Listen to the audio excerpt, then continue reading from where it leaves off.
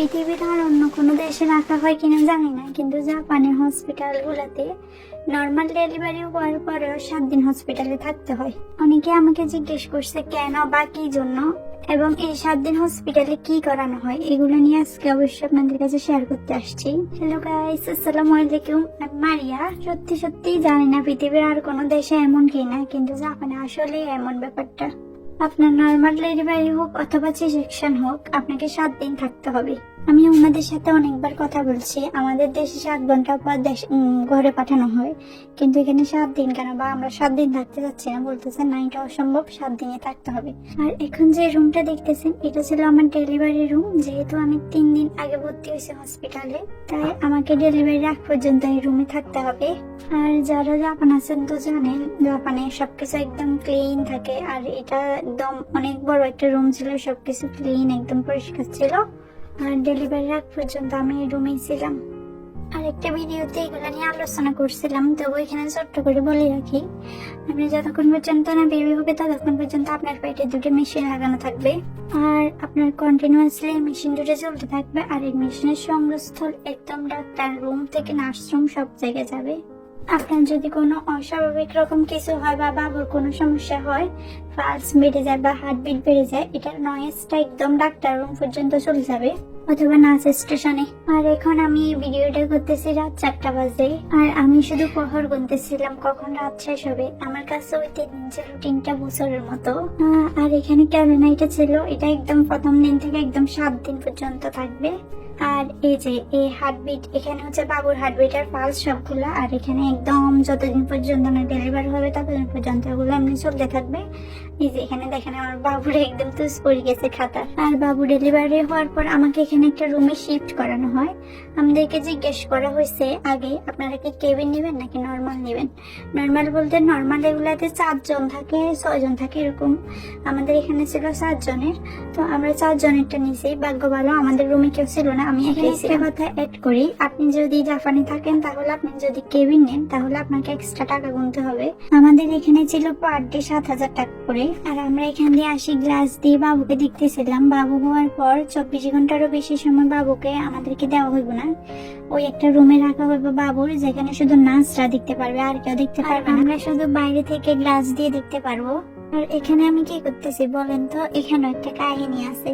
এটা হচ্ছে যে ইলেকট্রিক বেস পাম্প আছে না, এগুলার হচ্ছে যে কি আপনার হাত দিয়ে করা যাবে না, এমনি নিতে হইব, নিয়ে সবগুলা টিস্যু দিয়ে মুছে মুছে করতে হইব। এখানে হাত দিয়ে ধরা যাবে না, হাত থেকে জীবাণু লাগতে পারে এটা। আর এই পানিগুলোর ভিতরে ওনার একটা মেডিসিন মিক্স করছে। আর আপনাকে যখন ইলেকট্রিক পাম্প দিয়ে দুধ নেওয়া শেষে দেবো, তখন আবার এগুলা ধুয়ে আবার এই পানিগুলোর ভিতরে মিক্স করে দিয়ে আসতে হবে। এখানে একটা কথা বলে রাখি, বাবুকে যে 24 ঘন্টা আপনার থেকে দূরে রাখবে তখন বাবু কি খাবে। আর এটা ছিল বেস্ট ফিডিং রুম। এখানে সবাই আসি এখানে দুধ দিয়ে যাইতে হয় বাবুদের জন্য প্রতি 3 ঘন্টা অন্তর অন্তর। আচ্ছা বলতেছিলাম, বাবু তখন কি খাবে।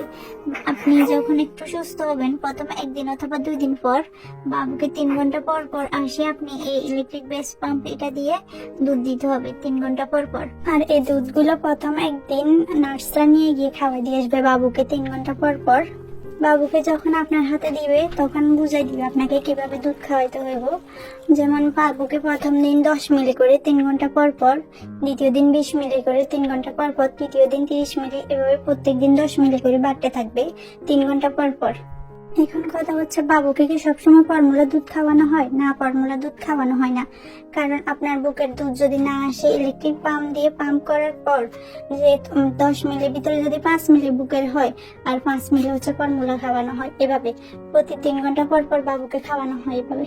আর আপনাকে প্রতি 3 ঘন্টা পর পর ওই বেস্ট ফিডিং রুম এটাতে গিয়ে সবার সাথে ওইখানে গিয়ে দুধ দিয়ে আসতে হবে এবং বাবুকে খাওয়াইতে হবে। খাওয়ানোর আগে একবার ওজন মাপতে হবে, খাওয়ানোর পরে একবার ওজন মাপতে হবে। খাওয়ানোর আগে যে ওজন ছিল, খাওয়ানোর পরে যতগুলো খাওয়াইছেন ওইটা অ্যাড করলে তাহলে বুঝবেন যে বাবু দুধ খাইছে ভালো করে। আর এটা হচ্ছে যে বেবি বাথটব, এটা হসপিটালে, এখানে সব বাবুদেরকে এখানে গোসল করানো হয়। আর গোসল করানোর আগে এখানে শরীরের তাপমাত্রা আর হার্টবিট চেক করানো হয় সবকিছু ঠিকঠাক আছে কিনা। আর এখানে একটা খাতা আছে, এখানে সবকিছু আবার নোট করতে হচ্ছে। একটি কথা অ্যাড করি, এখানে আপনার এরকম একটা নোট খাতা আপনাকেও দেওয়া হবে। এখানে বাবু কয়বার পি করতেছে, কয়বার পটি করতেছে, কতটুকু দুধ খাচ্ছে, যেমন প্রথম দিন যদি 10 মিলি হয় 10 মিলি থেকে বেশি হলে এটাও সব কিছু আপনাকে যে খাতা দেওয়া হবে ওটাতে নোট করতে হবে, এবং আপনি কয়বার পি করতেছেন, পটি করতেছেন এটাও। আর বাবুকে এখানে গোসল করানোর আগেও একবার ওয়েট করা হয়। আর এই ওজন মাপি এটা হচ্ছে ওদের নোটে লেখা হয়, আর আমাদেরটা হচ্ছে আমাদের ওইখানে দুধ খাওয়ানোর আগে পরে ওটা আমাদের নোটে লিখতে হয়। আর হসপিটালগুলোতে ডাক্তার নার্সরা এত কেয়ার করে, মানে এটা বলার বাইরে। এখানে হচ্ছে যে কি আপনার হাতে দৌড়ে সব কিছু শেখানো হয়, যেমন এই যে বাবুকে গোসল করানো হচ্ছে এটাও হাত দিয়ে ধরে ধরে অন্য শিখে দিচ্ছে। আর এই গোসল করানো হচ্ছে যে কি 3য় দিন অথবা 4র্থ দিন আপনাকে শেখানো হবে। এখানে আমার হাজবেন্ডকে শিখে দিচ্ছে, যেহেতু আমি বাসা জানি না, এবং আমাকে বলতেছে ভিডিও করার জন্য, আমি ভিডিও করতেছিলাম। আর বাবুকে 40 ডিগ্রি তাপমাত্রা পানির ভিতরে গোসল করানো হয়, অনেক গরম পানিগুলা। যদি আমরা এগুলাতে অভ্যস্ত না, ওনারা তো গরম পানিতে গোসল করতে করতে অভ্যস্ত।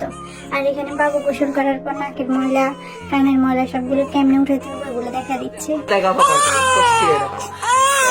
আর বাবুকে কত বছর পর্যন্ত এই 40 ডিগ্রি তাপমাত্রা পানিতে গোসল করাতে হবে এটা বলছিল, এটা আমি এখন বলতে পারতেছি না। আর এখানে হচ্ছে বাবুকে মাথা আশ্রয় দিতে বলতেছে গোসল করার পর ব্রাশ দিয়ে।